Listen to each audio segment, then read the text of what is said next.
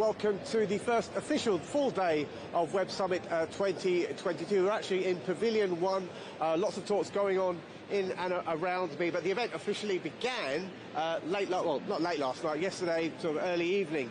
And one of the keynote speakers then was the First Lady of Ukraine, Olena Zelenska. Now, she's part of a huge Ukrainian delegation that's been invited to this year's summit, and Ukrainian startups are certainly having a huge impact at the event here in Lisbon. Here's my report. From dignitaries to sporting heroes and startups, one country has certainly made an impact at this year's Web Summit, Ukraine. Their country may be in a state of conflict, but they have been determined to make their presence felt, either remotely or in person, at this year's event. Close to 60 Ukrainian startups have made the journey to Lisbon to promote new products in their fields of lifestyle, recycling and Web 3.0. Companies like Victoria Repper's lifestyle firm Better Me have focused on product development with a view to expand their business internationally. It's a sector they think will be crucial in the years ahead. I think it's one of the most important parts of the rebuilding, because if we talk about the technology, more than 250,000 people today in tech sector, and it estimates that it will double in the next 2 years. So it's really fast in growing of the sector of the economy. Now, agricultural and metal exports have traditionally been the biggest industries in Ukraine, but recently released figures from their national bank show that the tech industry now generates over $3 billion a year. It is very much a major player. One of the most innovative startups represented this year is Relief, a recycling business that uses fallen leaves to create paper. The concept originally started as a school project designed by its founder, Valentin Frencher, and is now an international business. They collaborate with city councils and collection services who remove leaves from parks and squares. Relief has now expanded its operation to other countries who have different seasonal patterns. When the war started in Ukraine, we started to look a new way how we can establish our business in tropical countries. And for example, if it's Costa Rica, there are a lot of factories which produce pineapples. And during the pineapple growth, a lot of leaves generate from this plant.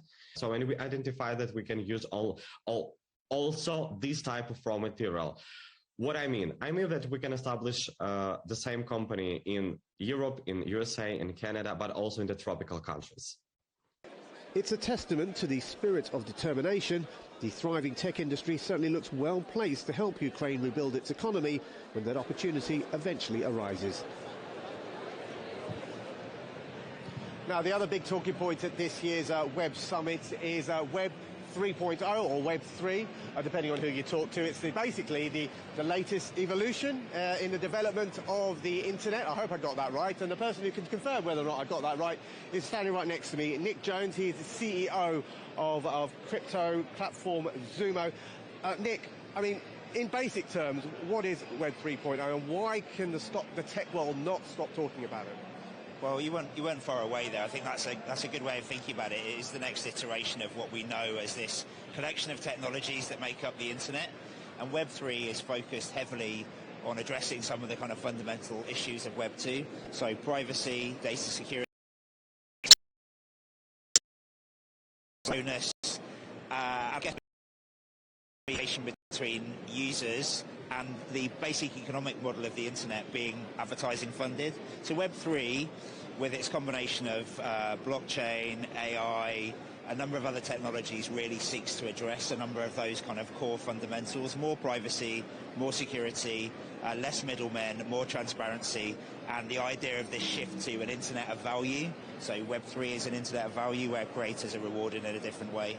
I mean, the word I'm hearing that's connected with Web 3.0 is decentralization. Is that right? Yeah, 100%. I mean, at the core of it, you would say that decentralization and a move away from the FANG group of companies where, you know, all of our data resides in a couple of places, to a decentralized world, or a world where decentralization has a core part of that, is a massive underlying part of the conceit of Web3, with blockchain as the foundational part of that, and I guess with Bitcoin at the very beginning as the kind of the home of decentralization. So yeah, 100%, I would agree with that also. And for the people watching here today, how will Web 3.0 really affect their lives in the future, their daily lives?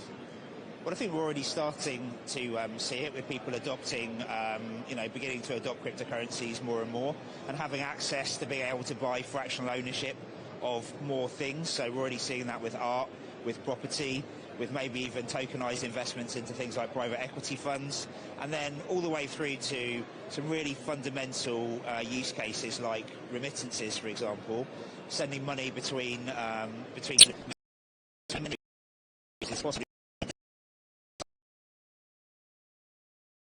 can fundamentally affect that in the right way. So there's many ways that it's going to impact positively on human life. And people say, the decentralization, it's going to be more democratic, it's going to be more accessible to people. Does that mean this is the end of the road for the big tech giants like Facebook and Google? I mean, no, is the honest answer. You'll definitely find some people in my industry who say it'll be the end of banks, it'll be the end of Google and Facebook.